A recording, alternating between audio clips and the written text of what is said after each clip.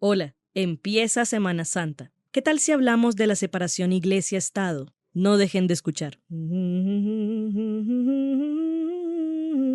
Estudié primaria y bachillerato en el Colegio Bifi de Cartagena, cuyo proyecto educativo institucional está inspirado en los principios y valores católicos, por lo que, por supuesto, todas fuimos educadas bajo los dogmas de esta religión. Bautizo, primera comunión, eucaristía, penitencia, confirmación, yo viví todo eso. Hoy día todavía canto a pulmón herido algunas canciones que aprendí de memoria. Sin embargo, mi relación con la religión siempre ha sido problemática, porque mi propia existencia resulta problemática para esta iglesia. Les explico. Crecer en un colegio católico siendo gay es probablemente una de las peores experiencias. No la recomiendo. No tuve un acercamiento sano con mi sexualidad porque no estaba en un espacio seguro. Vivía con vergüenza, con miedo, al punto de mortificarme todos los días por la sola idea de caerle mal a Dios e irme al infierno. Y después de leer la Divina Comedia de Dante Alighieri, nada mejoró, créanme. Y no, decir que Dios aborrece el pecado y no al pecador no lo hace sentir mejor a uno, porque el que te digan que el amor que das y recibes no es más que un acto antinatural y abominable duele en lo más profundo. Yo me pregunto si se dan cuenta de lo angustiante que es vivir así. Lo único que me tranquilizaba en ese tiempo era escuchar en la clase de sociales que el Estado colombiano era laico desde 1991 y por ende estaba desprendido de la iglesia.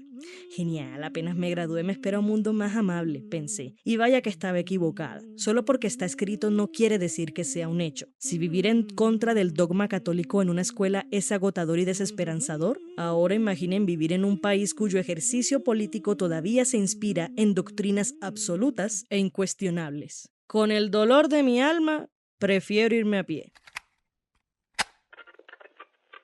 Esto es Impertinente. Mi nombre es Paula Cubillos. Quédense con nosotros.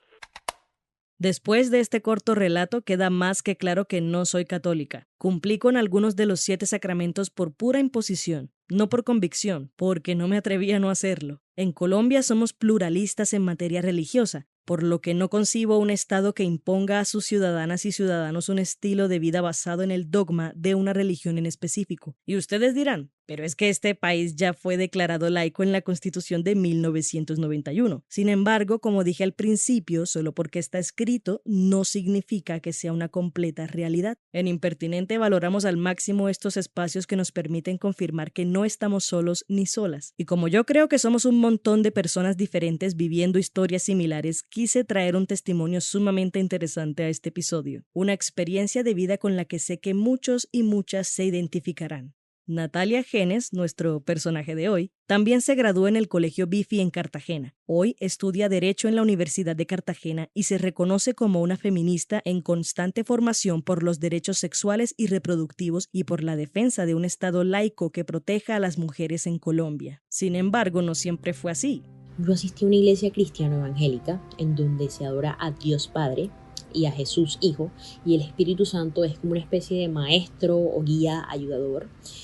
No se adora a la Virgen. Si adoras a la Virgen te consideran un adulador de imágenes. Esta iglesia no era una iglesia legalista restrictiva, no imponían un código de vestimenta ni restringían el uso de maquillaje, joyas o el color de cabello.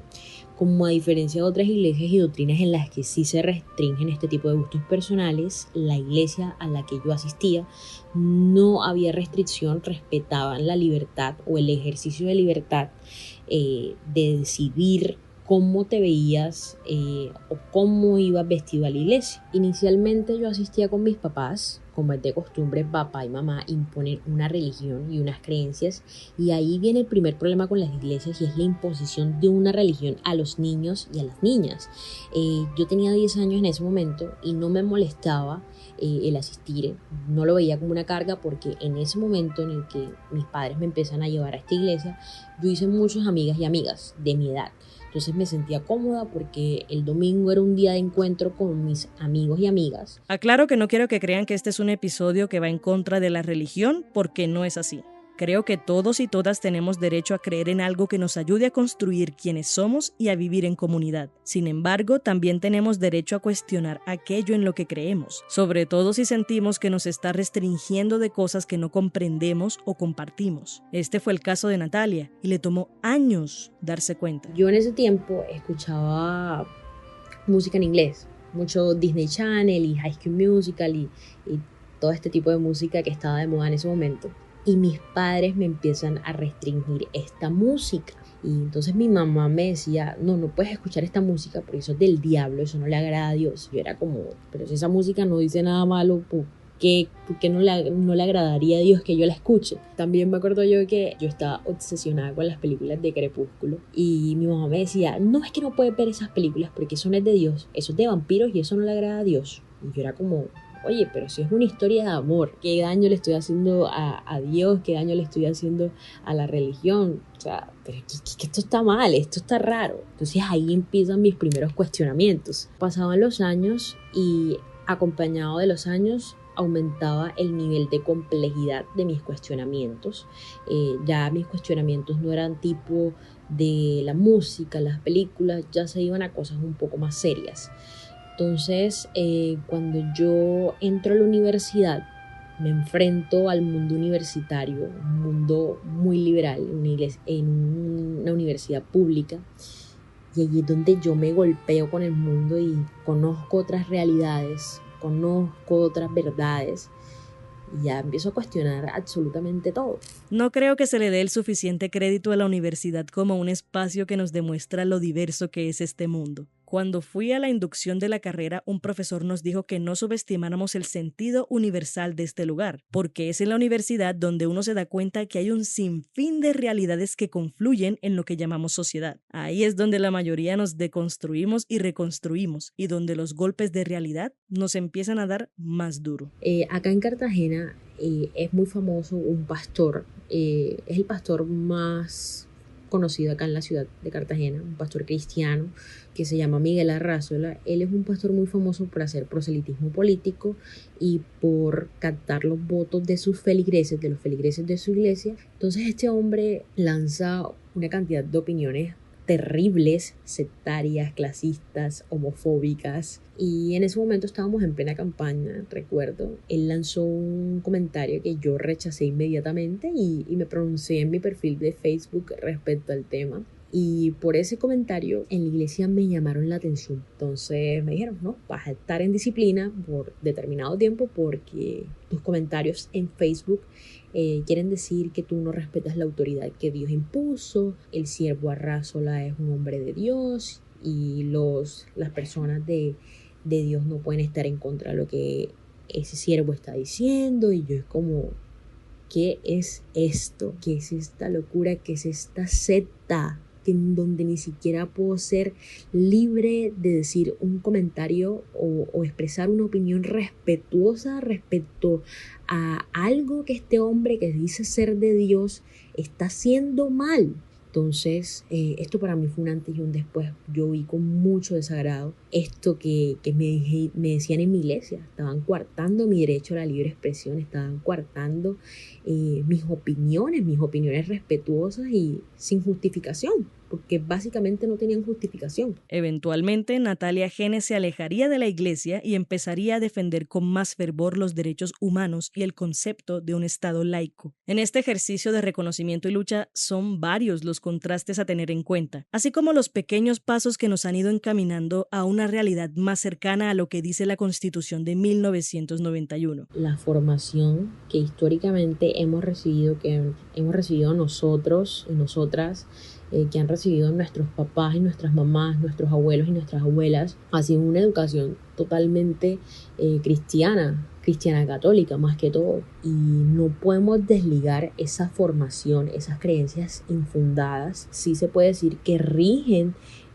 nuestras leyes, nuestras normas de conducta, porque básicamente las personas que legislan en este país recibieron esta formación. Pues sería mentir decir que no existe una real incidencia de la Biblia, de las creencias cristiano-católicas hacia las leyes. Sin embargo, pienso, y bueno, no solo pienso, es un hecho, de que poco a poco nos hemos ido desligando de estas creencias y se está haciendo respetar el Estado laico que menciona o que decreta la Constitución Política del 91.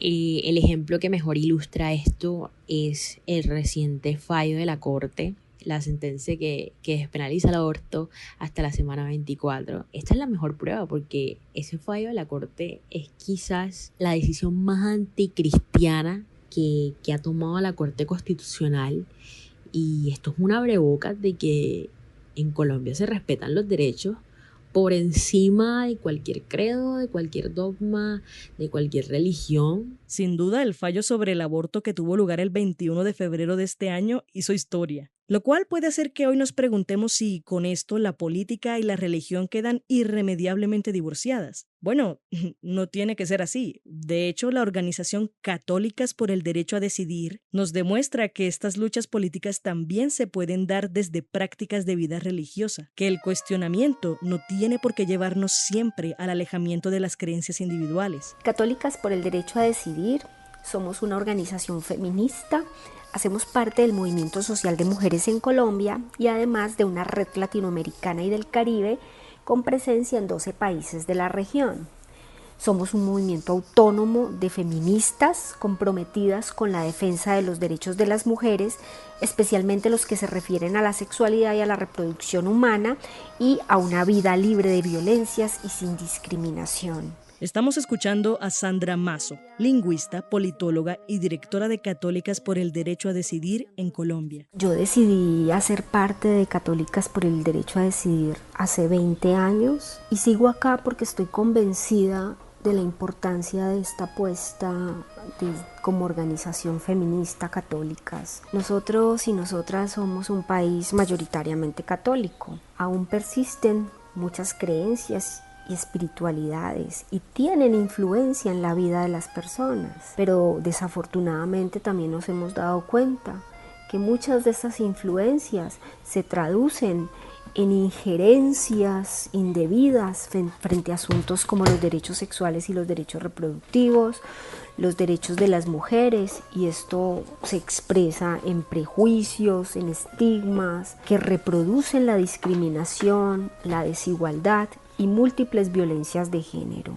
Y esto hay que transformarlo, y es posible transformarlo. Sandra Mazo explica que la religión ocupa un lugar en la vida de las personas, en especial la de los creyentes, por lo que no se puede pretender aplicar un tipo de moral única a toda la sociedad y menos desde las políticas públicas. El lugar de cuestionamiento del que parten estas mujeres católicas es que no se puede levantar una espiritualidad, una religiosidad, ni una iglesia a partir de la discriminación y la subvaloración. Una tarea, aunque no fácil, enriquecedora. Luchar por los derechos sexuales y los derechos reproductivos desde una perspectiva feminista y católica realmente es increíble. Es un aspecto liberador, revelador, inspirador, porque nos ha permitido transitar y caminar por la vida de muchas mujeres para contribuir a cambiar conciencias, a liberar conciencias, ¿sí? A transformar el lugar de las mujeres en la iglesia y frente a sus derechos. Y bueno, creo que lo que más armoniza esta apuesta es que la lucha de las mujeres, de nosotras como feministas católicas, es porque nuestra opción es por la justicia social, es una lucha por la dignidad. No queremos que nos impongan miedo y que nos enseñen a partir del temor. No queremos más estas enseñanzas que quieren mantener a las mujeres sometidas en esa cárcel mental y espiritual. Católicas por el Derecho a Decidir también defiende al Estado laico. Afirman que aunque no se puede ignorar que las iglesias son actores sociales con voz, estas no pueden pretender convertirse en la única voz legítima en asuntos que competen al debate social, democrático, amplio y pluralista. Creemos que debe haber autonomía de lo estatal frente a lo religioso. Debe garantizarse el pluralismo religioso, claro que sí, pero donde confluyan todas las creencias, incluidos aquellas personas que no profesan religión alguna, y todos debemos ser tratados en igualdad, porque las decisiones en políticas públicas deben responder a una ética pública y no a una moral particular, y menos que sea impuesta al conjunto de la sociedad.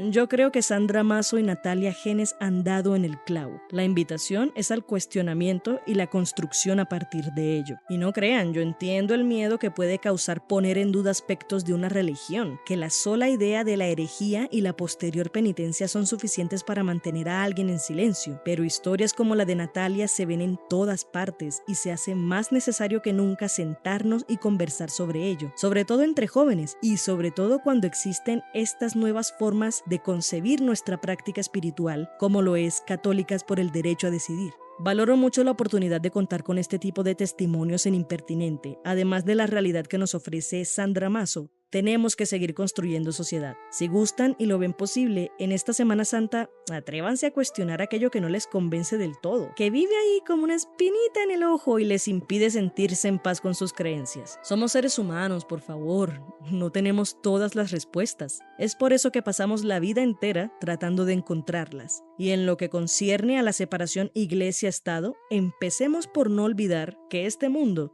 es como una gran universidad. Este fue el episodio 23 de Impertinente, el podcast de opinión de El Espectador.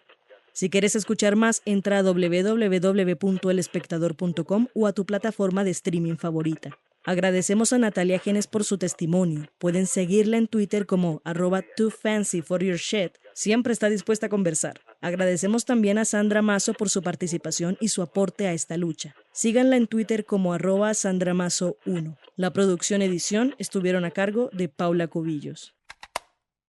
What exactly are microplastics? They're small, man-made. They're less than 5 millimeters long and they're around you every day. Microplastics are toxic. They cunningly seep into water, the air, the things we eat. By contaminating our food chain, they make their way to you, through vegetables at the supermarket, and yes, through fruit too. They're literally everywhere. That's the problem at hand. Every cigarette butt you see on the ground contains 15,000 strands. Learn more at undo.org.